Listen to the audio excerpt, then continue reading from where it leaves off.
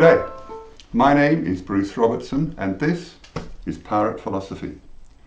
In this series of videos I will be describing an original philosophy, one that you won't find anywhere else, but it is one that is logical, rigorous and dynamic.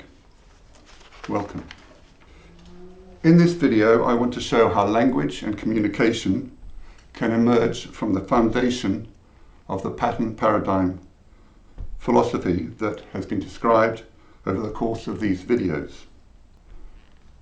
And through this, we expect to get a better understanding of what language and communication are. We have this wonderful gift of language and the communication that it makes possible. And it is one that none of our distant relatives in the animal kingdom possess, and is perhaps the defining difference between humans and all other animals. It means that we can share ideas. We don't have to work out everything for ourselves. Instead, we can learn from other people, ways to do things, and facts of the world. And in this way, human knowledge through speech and writing can accumulate till we learn more and more about the world. And in this video, I'll be referring specifically to the human language of speech and writing, and I will be using the English language to communicate the ideas. So in other words, I won't be including body language, sign language, all these other things. And while other animals do communicate with each other, it is not the form of communication that I will be talking about. And this journey into philosophy, working from the foundations of a little logical processor, began in the video PP8, As Deep as You Can Go, where the idea of a simple logical processor was postulated. I'll put a link below to that video. And it was shown in video PP9, Patterns, Time and Space, again I'll put a link to that video below, that the only possible way to generate a link between sense data and ideas about the world is through a process of pattern identification. And when I talk about a pattern, I'm referring to the simplest unit of a pattern that is capable of reproducing the data. And then once one has identified a quantity of these patterns, one can use a recursive process by which patterns can be created from a quantity of other patterns to form new patterns, and something like a pyramid of patterns can be created. Have a look at video PP10, Pyramids of Patterns. Again, I'll put a link in. At the higher part of this pyramid of patterns, patterns are given labels that can be communicated as words. And so that is what words are. Words are labels for patterns. And the essential part of language is the ability to articulate unique sounds which represent labels for patterns in one's pyramid of patterns. And then when there is a commonality among people of those sounds which represent similar patterns in their pyramid of patterns, then one can achieve communication between people. People learn this commonality as children by identifying an object or an action and being told what the sound or name associated with that object or action within their particular community is. So the English learn that a tree is a tree. The French call it something else, but we're talking about English here.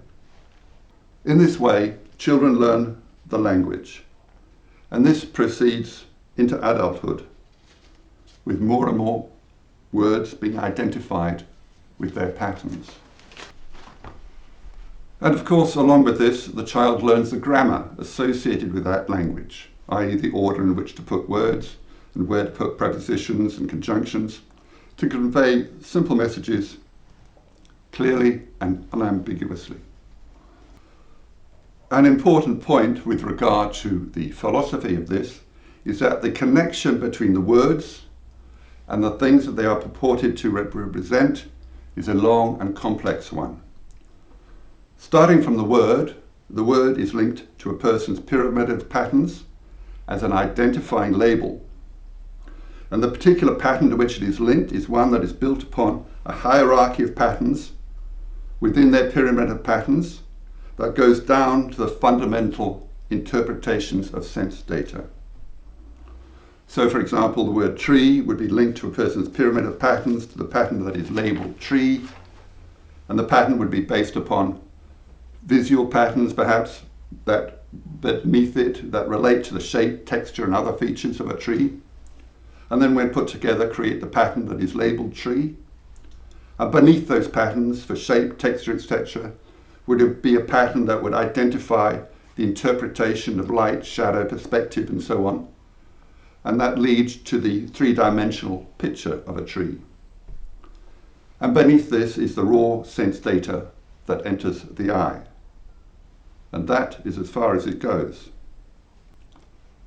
As discussed in PP11, Foundations of Reality and Purpose, which I'll put a link to below, when the pattern for tree is used to interact with the world beyond our senses, to find food or shelter, then it is natural and commonplace to consider that things such as the tree are real or actually exist.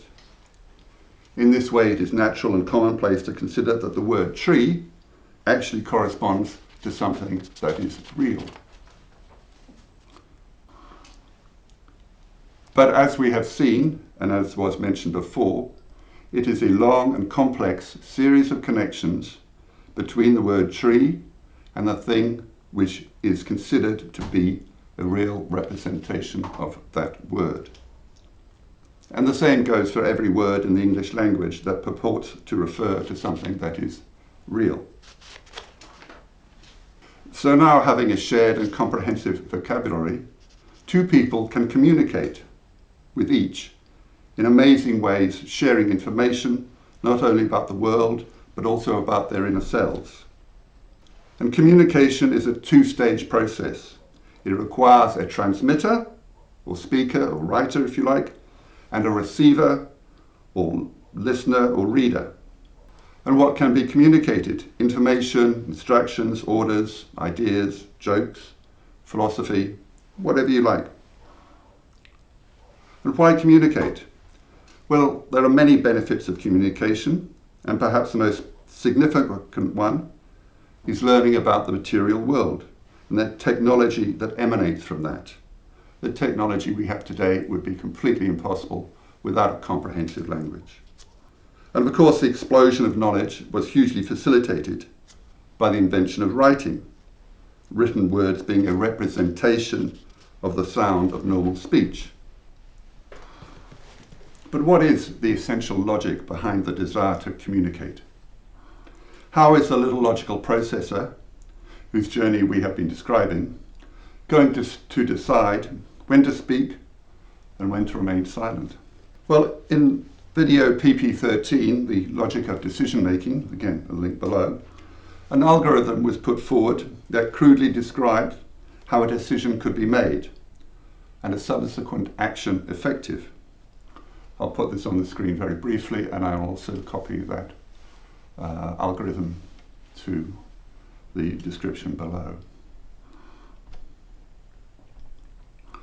Deciding to communicate and enacting that decision falls within the domain of general decision making. And so this algorithm will apply to some degree or other. And it may seem fairly trivial to ask someone to pass me a spanner, but the same logic is applicable to this as to ask someone for a hand in marriage. It's a logical process of decision making. And the essential of the algorithm, if you like, is that the aim or purpose is to maximize the happiness of the little logical processor or the person. They're always, subconsciously perhaps, wanting to maximize their happiness. And that is the essential logic behind it.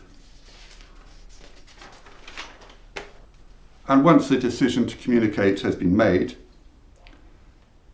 The appropriate patterns for that communication can be assembled and the labels arranged in a grammatically meaningful form and then transmitted as a string of sounds or words. And the logic for the receiver of the communication as to what decision and action to take following the transmitter sending the communication is perhaps slightly more complex, as it requires a process of interpreting or translating the words of the communication. And of course there may be some ambiguity or uncertainty as to that interpretation. But assuming that the receiver has made some sort of sense from the communication, how is the receiver to respond, if at all, to the communication? Well, again, it follows the logic of the decision-making algorithm already described. The receiver of the communication will make a decision and effect an action based upon their model of the world and how they can maximize their happiness. And of course, this is a complex process and one that would be unique to each individual. Also, it is the role of philosophy to use broad brushstrokes to link the many different aspects of life into a cohesive whole. It is not the role of philosophy to describe specific and unique situations.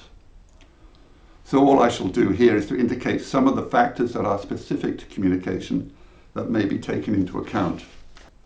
And perhaps there are two fairly distinct areas of communication for which it might be useful to separate. One would be working with other people towards a common goal. So communication in this area would be referring to the present, let's do this, help me with that sort of thing. And secondly, learning from other people as to how one can improve one's understanding of the world. So in category 1, one would get things like requests, commands and warnings. In category 2, one would get things like information, possibilities, stories, jokes and opinions. And perhaps it is important to note that the receiver does not know with certainty what the motivation of the transmitter is, nor what the decision-making process by which the transmitter decided to transmit the communication.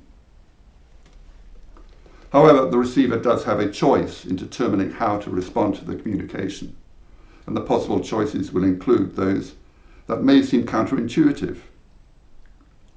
A command does not have to be treated as a command, any more than an intended insult has to be treated as an insult. And facts, opinions and general information do not have to be believed or incorporated into one's pyramid of patterns, at least not without some due process of verification. And another factor that is associated with this is the question of whether the purported facts are potentially significant or merely trivial. And so, for example, if someone was talking about an axe murderer being present in the district, that would be important and significant. And if they're talking about a stain on the carpet, well, that's fairly trivial. Communication is a two-person process. There is a transmitter and a receiver. Though these two people could be separated by time and space. The communication of Plato, for example, can still be received today. And the writer of an encyclopedia, which is a transmitter, and the reader of the encyclopedia is a receiver. The transmitter and receiver may even be the same person, separated over time, say by writing something in a diary that the person might want to recall later. Still a communication. And language, specifically here the English language, is the medium by which such communication can be effected. Well, that pretty much sums up what I want to say about language and communication in this video. The main points are that words are labels for patterns, that communication is a two-person process, there is a transmitter, one who translate their ideas in their pyramid of patterns into a grammatically correct arrangement of the labels for those patterns, i.e. the words, and then transmits them. Then there is a receiver who takes the words and associates them with labels for patterns in their own pyramid of patterns and tries to make sense of them. The receiver will then process this information through some form of decision-making process and thus decide how to respond to the communication in a way that they consider will maximize their happiness.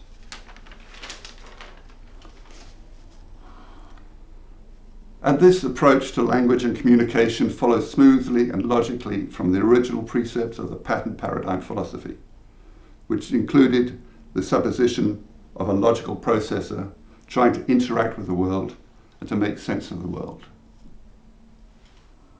and now to communicate with other logical processes. Well, that is all I have for you today. I hope you enjoyed the video. If you have any interesting comments or questions about today's video, please leave them in the comments section below. And if you would like to continue this journey with me, please subscribe to my channel, give it a thumbs up and ring the bell. Thank you.